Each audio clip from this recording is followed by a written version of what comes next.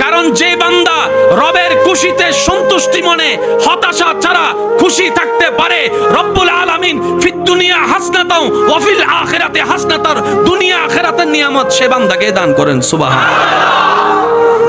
যে হা হুতাশ বেশি করে তার কাছে হারানোর সম্ভাবনা বেশি।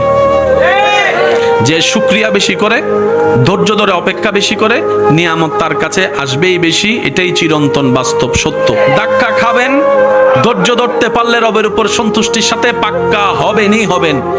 এমন ভাবে আল্লাহ তাআলা আপনাকে পাকা বানাবে, মজবুত বানাবে।